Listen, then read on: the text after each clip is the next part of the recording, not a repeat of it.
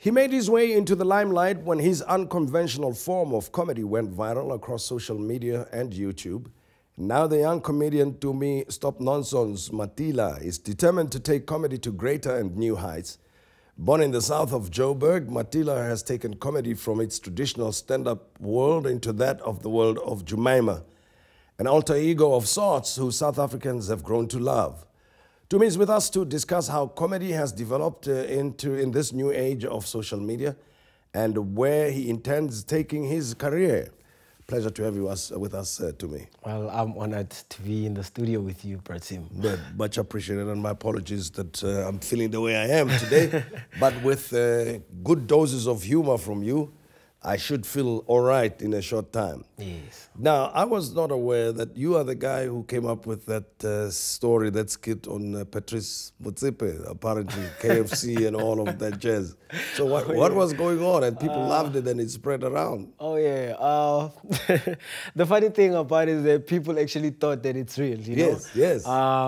When I woke up this other morning and I was watching that particular program on TV, yes, then I realized that it's something that I could do. You know, I can in fact fuse my editing skills with my very humorous personality, and I thought of something that will trigger everyone's mind, you know, something that's just out of line of the traditional comedy scene. Yes, and you were borrowing from Kumbule Kaya, right? Pardon? Were you borrowing from Kumbule Yes, Kaya? I was borrowing from Kumbule Kaya, but the funny thing is I shot it in my bedroom. Everything was shot in my bedroom. Yes. And I came with it, and it just went viral to a point I did not expect that. Yes. You know, it went viral to such a point that I got even bookings in Nigeria. Are you kidding? People were excited and they wanted to know. So hence even today I'm still known as Ngwana Motsepe. Yes. So yeah, that was the clip that I actually did, and it was my breakthrough into the industry, because really? After then, yes, the following became massive. I had back-to-back interviews. Look at me, I'm with you. I'm hanging with you. Yeah. So, hey, the clip. But so how many people have seen that clip on the internet? A lot. I think now it's close to 700,000 views, I think. Wow. On my Facebook, I remember it went as close as the 1 million mark. Yeah. So it went as far as the whole world, I think. And it changed things anyway. And then now you've had your own shows. You've been nominated. You've also won awards. You've appeared with other established comedians. Look at me now. Yeah, I think the clip, as I said, it was a breakthrough for me. Look at me now. I just had even a show a week ago. At Carnival City. It's a second installment of the BE comedy show, what I call the Blessers Economy Empowerment comedy show. Yes, the first one being a sold out with just 2 weeks of marketing. So I think it's my time now. I think the world must just be prepared for this Stopnonsons. Now, tell me about the Blessers Economic Empowerment. I like the concept anyway. What's behind that? What's the story? Anyway, okay. I haven't seen it, so I wish I could share what the humor and the fun is all about. With the BE comedy, what is actually happening is that it's a current what we call, me and my business partner Richard, we call it the current affair comedy show. Yes. Whereby we basically deal with current trending topics. Yes. Now, with Blessers being the in thing, you know. That is a quick concept that you put together, because the word has come into common use. It's not so long ago, and already you've got a show on that. Yeah. Sold out shows. Yeah, sold out. We must underline that. Yes, let's just put it out there. But however, we try by all means to give people what's relevant, because we're tired of going to shows or giving people old material, because we are facing that problem in the country whereby people don't even find it exciting to attend comedy shows, because when they come for a specific phase on the comedy, then they expect those type of jokes that they already know. You know what I'm saying? So we are current. We're giving people what's new jokes, new material, and everything. But you know, you say we're having a problem in this country on that. We've got bigger problems than that. Like if you can give us, I won't tell you, but. But anyway, I mean, just give me a flavor, a taste of what's going on with the Bless Us Economic Empowerment Show. Yeah,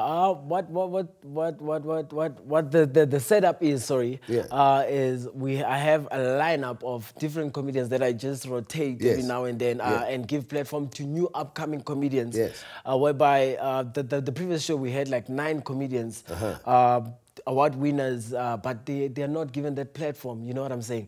And I had an international act called Tenjiwe Mosley. She got popular with a skit, whereby she was claiming to be Beyonce's mom. Yeah. So it's more or less a platform for upcoming comedians to be able to express themselves on stage, to be given that opportunity for the world to see them. Because, however, some of us got fortunate with the hard work that we put into the art. But you're relatively new in the game, and you're already putting a show that involves other artists, and you're talking about giving other people a platform. How long have you been in this? I've only been in the game for like 2.5 years.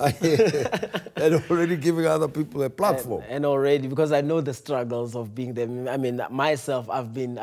This is something that the world doesn't even know. Yeah. I was once at a point where I was homeless because I wanted to do this comedy so bad. Yes. So I know the struggles whereby you approach someone that is already in the industry and they're giving you a hard time to give you just smaller than stage time, you know? Yes. So I'm just there to be their superhero. Well, I'll tell you, I mean, anything that is big or becomes a big event, somehow it's almost like the normal way, right? It doesn't have to happen that way all the time, that you struggle first. But the way, otherwise everybody would be successful, would have cracked it and so on, you know. It just happens to be one of the hurdles that you have got to overcome before you get in. I don't know, maybe it's the universe, it's nature that makes it become difficult if you want to achieve something, that you must go through a problem. But your background, for you to be inspired that morning and shoot the video that went viral, what was going on at the time?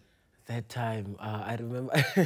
There was this was the point in life whereby I was homeless, right? Yeah. So I was asked by this other lady that I go to the same church with. Yes. She asked me to look after the house that she was trying to sell, but she was not getting a buyer. Yes. So now, every time when I go to sleep on my folded bed of curtains. Yes. Oh, my goodness.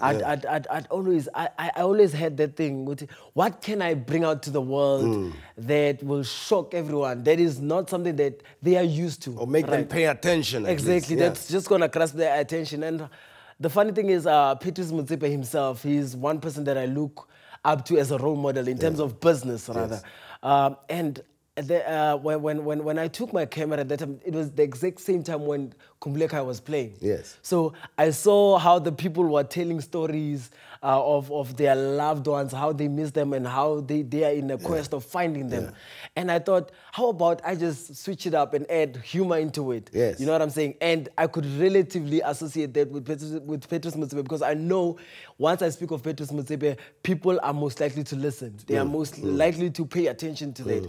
And the way that the skit is being structured, you can tell that I'm talking a lot of things that don't really make sense. Yes. But however, the character that I'm giving to you, I'm very serious. Yes. And for me, there's a point where I even cry on the video because it means that much for me to find my dad, who is Petrus Motsepe. And of course, life has changed from the folded bed of curtains since then until now. Has it? What's going on now? What difference has that made in your own personal life? Firstly, I'd say praises to the man above. I mean, without him, I would never be where I am today.